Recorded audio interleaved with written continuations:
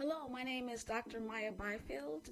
My business is the Phenomenal STEMist. I'm so excited to be here in Orange County because it's where I live. I live in Apopka, Florida. And I decided to make this business because I saw a need for underrepresented students to be successful in STEM, which stands for science, technology, engineering, math. And the best way I can do that is just provide products for parents to prepare them, whether it's a book or online STEM camps or just video podcasting. My goal is to transform this community, especially those who are underrepresented. And the way to do that is to help parents understand their children's minds and basically develop them at different stages of their lives to be prepared for a successful STEM career. Thank you so much. That's why I'm here.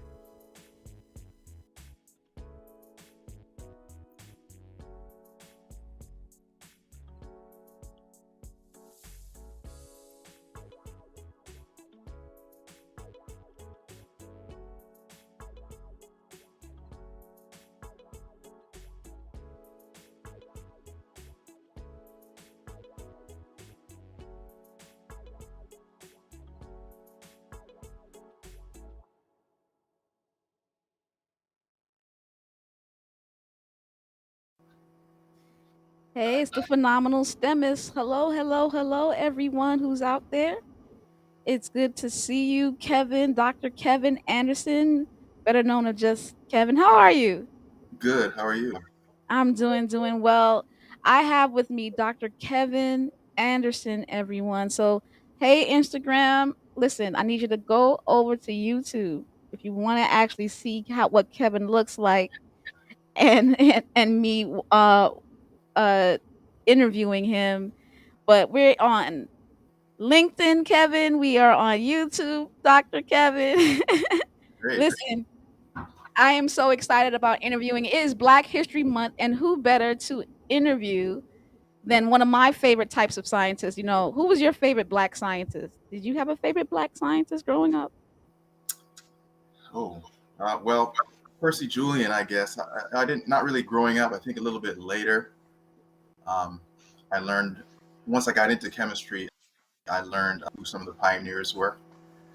So Percy Julian was a great organic chemist that comes to mind. Absolutely. So those are actually my top two. Number one, George Washington Carver was my favorite as a child. And then when I was in graduate school, I learned about Percy Julian because I was a part of the Percy Julian Association. It was a part of the biochemistry department up there. So happy Black History Month, everyone. And I'll just get right into this interview. This is Dr. Kevin Anderson. He received his PhD from University of Iowa, with in medicinal chemistry and natural products. Am I correct? Medicinal and natural products chemistry from the Yes. University of Iowa. Yeah, you got it right. Where did you go to undergrad? I started at Howard University in Washington, D.C., and I finished at Atlantic Union College in South Lancaster, Massachusetts. Oh, okay, great, great, great. So you went to AUC and I went to Oakland. Okay.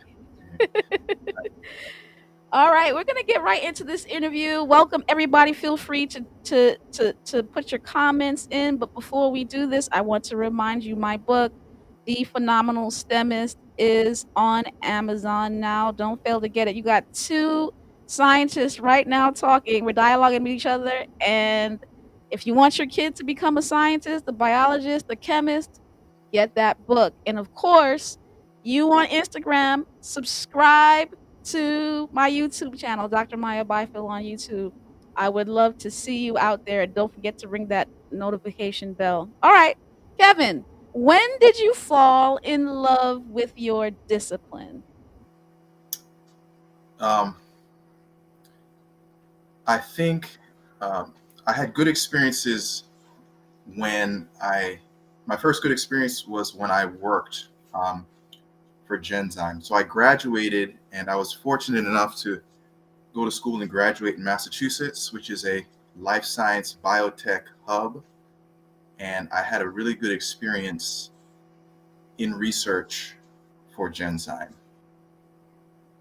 Interesting. Yeah, Genzyme creates um, medicine for genetic disease. So they have small populations of patients who need specialized medicines, and Genzyme addresses that need. And of course, Genzyme is now part of Sanofi, a larger company. But that was my first really good experience. And then I went to grad school, got my PhD, and that was another good experience that helped me to see myself um, working in the field for a long time. Wow. So you got your first experiences was after college in the Yeah, sciences. So when you were in high school, when you were in elementary school, you didn't really know what you wanted to do until you got the hands-on great experience. That's what I'm hearing. exactly right. Exactly Got right. And it's not anybody's fault. I'm not, you know, it's just that I tried engineering, and it wasn't a strength. And then I enrolled and did a pre-med course of study, but hospitals and patients are not for me. Me too. So, so yeah, but research was really great. I think if you're kind of disciplined and you're an analytical thinker, you're a problem solver, then research really works well for you if you have that mindset. Got you. Got you.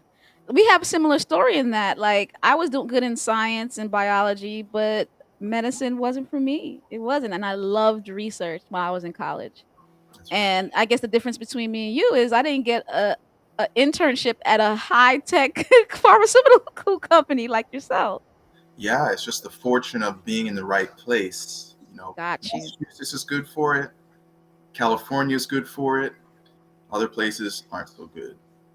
You heard what he said? He said Massachusetts, like, because it's the Boston, Harvard area, a lot of Ivy League institutions, a lot of academic institutions, a lot of pharmaceutical companies. California, the same thing. Silicon Valley, a lot of institutions. So sometimes you have to put yourself in the position to get opportunities.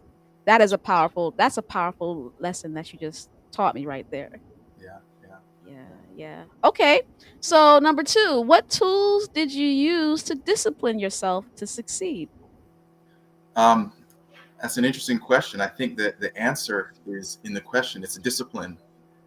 Um, if you build healthy habits in studying, exercising, working, then you build. That's a foundation, and then you build on that, and and you improve, and it's a cycle. It's a positive spiral. It's a positive cycle of growth. So you do something well, you like it, and because you like it, you do it well. And I think that's you know, in the best case, that's what happens. Okay, so number 1, you gotta like it. Hmm. You have to like it. I I'm trying to discipline myself in the context of not eating meat right now, Yeah, yeah, but I haven't found any substitution of which I like, so it's very a difficult process. hmm. The You know, easier the process, I guess, is when you like it better, I guess. well, that's an interesting example you bring up. What helps me, I think, sort of in nutrition is having something with which to measure myself. So if I'm competing, if I'm swimming laps, if I'm playing a sport, and I notice that my performance is better when I eat better, then that helps because it gives you motivation, and you feel the difference. You Yeah. feel the difference, so you're motivated to adopt the best lifestyle and habits. Yeah. So okay, so you find ways to internally motivate yourself to like it because you see a positive result happening from the discipline. Yeah, good Okay, measurement. got you. Love it, love it. So you see the positive result from the discipline. and it feeds into your energy to do it more. And the more you do it and the more you're successful, the more healthier habits, whether it be dietary habits, study habits, if you that's so powerful. So it's like get yourself to like it and get yourself to find out the positives from the what you're doing. Well, hopefully you don't have to get yourself to like it. Hopefully, hopefully it's something that you already like, Got it. and then the success makes you like it more, and then Yeah. you put more effort into it, and then you have more success. So that cycle builds on itself. So do you think some people just shouldn't be chemists then, or some shouldn't be biologists, or shouldn't be engineers? Sure, sure, because it's just not the way that you were built. Yeah. Yeah. You know, But I think also though, many people are afraid of it. They may be built for it, but they're like they don't see anybody like that's why I had to have you on. right? I Sure. had to have you on because I wanted some black boy out there who wants to be a chemist Yeah. to see a black chemist Uh-huh. to be like, yes, there is somebody out there that does it. I'm not an imposter. And Yeah. Yeah.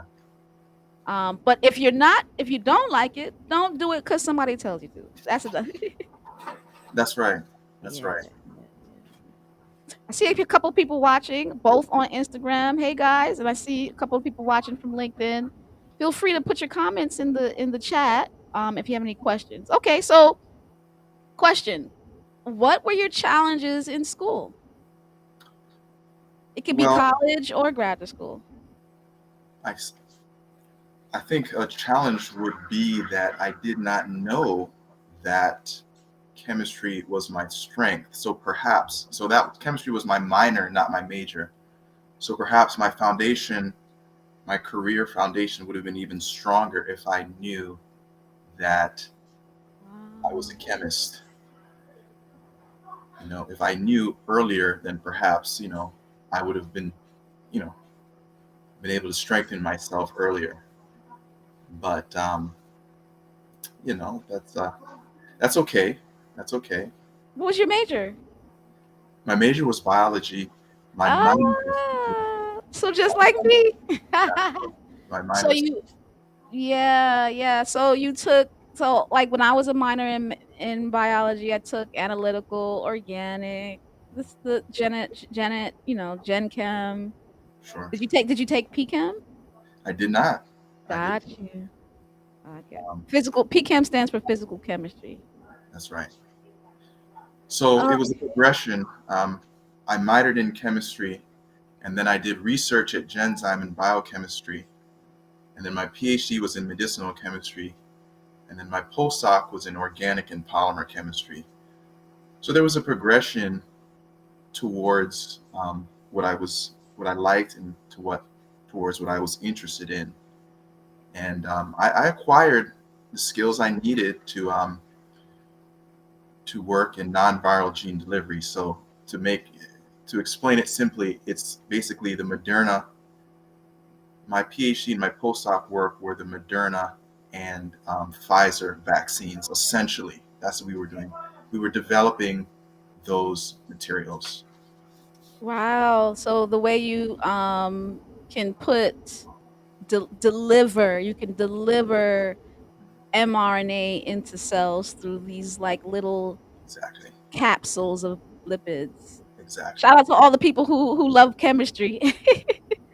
But to your point, your challenge was that you just didn't have the strong enough background, but you still developed it over time. That's what I'm hearing.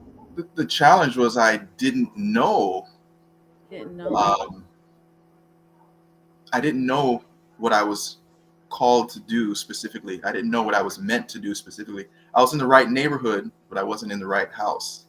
Got you. But that's okay. That's okay. You found your way. You That's right. progressed your way through. That's right. Okay. And can I wonder why there's so many people that don't know. There's so many people that don't know. Mhm. I wonder why. Well, exposure, just like your point earlier, it's exposure. You only meet engineers when you're growing up. You may only meet physicians and nurses when you're growing up. Yeah. You may not meet a an actuary. You may not meet a math PhD. You may not meet Yeah. a medicinal chemist. So you can't know what you don't know. Yeah, that's it. That's why we're here. And I just want to really appreciate you for coming out and doing this interview because that's exactly what it is. Number four, next question. What are your challenges now? So do me a favor. Tell me your typical what you do in a typical day. Tell me what you do and what you do in a typical day and how and your challenge. So on a typical day, I will work on a problem that I've been given um, from one of our clients. So our company serves external clients, and for example, there may be a manufacturing and analytical challenge. So our client may have a vaccine, let's say, and they have a problem with determining how much mRNA is in the vaccine at a certain step in the manufacturing process. So I develop an experimental method to measure the vaccine for them, and then I give them those results and the method. Got you. So yeah, tell me what you do. Like your title. I know everybody knows. I have it on there. How to become an analytical development chemist. Mhm. So in general, that's what you do specifically. That's right. What is a chemist, or what is an analytical developmental chemist, Mhm. or what's the difference between a biochemist and an analytical development chemist? I guess you just told me somebody gives you a product and you measure. Yes. But like, what's a chemist? Well, this distinction, I suppose, could be the tools.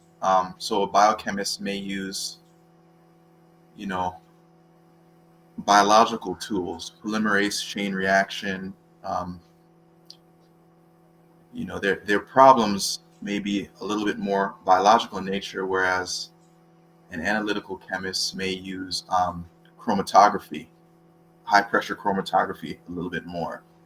So the tools are specialized for slightly different problems. Got it. Got it. Got it. So you're basically a chemist, which is a scientist that works with small molecules, right? I'm assuming, yeah, small molecules. That's a good, yeah, I mean, that makes sense. But actually, since my PhD, the focus of my PhD and my postdoc was not exactly synthesizing small molecules like Taxol and those anti-cancer. I was trained more in biologics. So for example, the non-viral gene delivery, the vaccines that we talked about, that was my training was in that area. So I'm more likely to be given and to solve problems with that type of drug versus the small molecule type of drug. Got it. Got it. So, okay. So medicinal and but more dealing with biology than small molecules. Well, I wouldn't necessarily say biology. I think my point is that the title, your title alone doesn't tell the whole story. Hmm. Um, so because there's like we said, there's many different types of medicines. There's the small molecules, and then there's the biologics. So the biologics are for people who have the genetic disease, for example, like we talked about earlier, a genzyme. So if you have a genetic um, if you've got a genetic condition, then that means, for example, that you don't produce a certain enzyme. So at Genzyme, they produce that enzyme in cells Got you. for you. And so that's one area, that's one type of medicine. But the anti-cancers and the some of the lifestyle medicines are small molecules, to prevent acid reflux, heartburn, anti-cancers. So, you know, one medicinal chemist may have training in that area, another medicinal chemist may have training and strength in another area.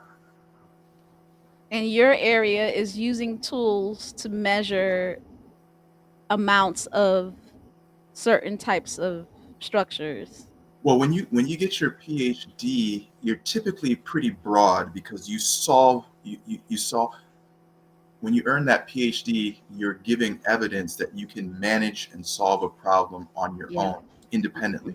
So the so Yeah. the so um, the challenge is broad. It takes you 5 years, to complete, but then it gives you the skills you need to focus and solve a specific problem, for your employer gives you. Right. So yes, so when I did my PhD, I did chemistry and I did biology. I made the drug and I tested it. I'm actually, as a matter of fact, I made it, I analyzed it, then I tested it and analyzed the results. So that analysis, so one of those analyses is what I'm applying, was what I'm using in Right my now. day to day, yeah. Love it, love it, love it. So when you're a bachelor's degree, you get all the information. Your master's and PhD, you get a little bit broader information with multiple steps. And then when you get a job, you focus in on whatever they want you to do. That's right. That's right. Yeah. In the master's and PhD, you get the information, but then you have a problem to solve. You have to You have a show, problem to solve. you got to demonstrate that you can solve the problem independently, and that's what people value. That's what employers and so forth value. And that you're diligent. Like it took me 6 years to get my PhD. So it's like through the ups and the downs, you're diligent enough to solve a new problem. That's right. Yeah, love it, love it. Okay, so yeah, what are your challenges? What would you say your challenges are? You just started this job. That's right. I guess one big challenge is that it took me longer than I planned to obtain the position that I have. So I think my challenge is not to look back and talk about what if.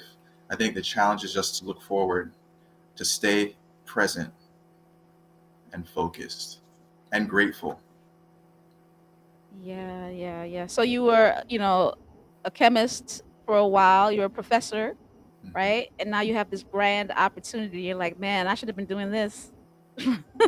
Well, that was my plan, but Yeah. life rarely goes exactly as you planned it. Yeah.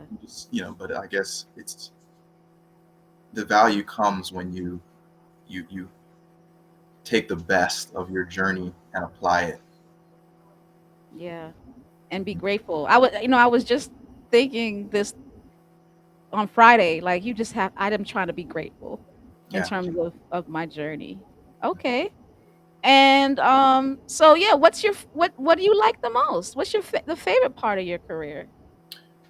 The problem solving. So defining um, defining the problem that I'm given, finding solutions, applying the solution, and documenting it well. We're kind of like, if you think about it, scientists are sort of like attorneys in a sense because we present strong evidence. So we give an answer, we find a solution, but then we need evidence, and it's important that we often need more than one piece of evidence. So if you have an experiment and you make a measurement, well, measure it from two different angles, measure it two different ways, so that the evidence supporting your answer, supporting your conclusion, is even stronger than it would be if you only had one answer to the problem. And you love that. Yeah. You love to think like that. It's funny. When I was a kid, Yeah. people said, "Oh, you're going to be a lawyer," or other people said, "You're going to be a doctor." And I Yeah. became neither. I became a blend of both. I became a scientist. That's A one. scientist is a blend of like how you said attorney. It's like a blend of a physician and a lawyer. That's right. Yeah. Do you like your schedule? I do. Like So far, so like good. So far, so good. Okay, like what's your schedule like right now? I don't know. You're working at a good pharmaceutical company in Massachusetts, Right. Well, and yeah. you like the problem solving. Is it a good schedule? Is it a postdoc schedule? Like No, what is? it's not as rough as a postdoc. It's meant to be day, and it's fairly flexible, and it's not shift work. We're not helping people in the ER, people who are sick, people who come in 24 hours a day. That's not that's not how we work. So our hours are defined and they're reasonable, and I like them. Yeah, yeah. Hey, mom. My mom and my aunt are watching. I don't know who else is watching out there. Hey, Tasty, Divine, Java, Elise, what's going on? I see people watching. Wow, wow, wow. Well, I think you've given me a good understanding of an analytical chemist. Um, the day-to-day journey of it. I really, really, really appreciate it. What would be your last thing to say to the kids out there who want to be a chemist? Well, um, find someone who uh, find someone to speak with, to mentor you, to explain what they do, and stay balanced. My PhD advisor used to tell me life is long, so Hmm. don't try to get into your career in one summer. Don't burn yourself out. Stay balanced. Don't just develop your mind. If you push your mind, you need to push your body, because you need to be healthy, for example, to enjoy the fruits of your labor. So stay balanced, take it one day at a time, be true to yourself. Thank you, thank you. I am the phenomenal Semist, and so is he. Happy Black History Month. See y'all next month. I'm changing phenomenal STEMist a little bit. I'll let you know how it's gonna be. But thank you all so much for watching. You guys have a good evening.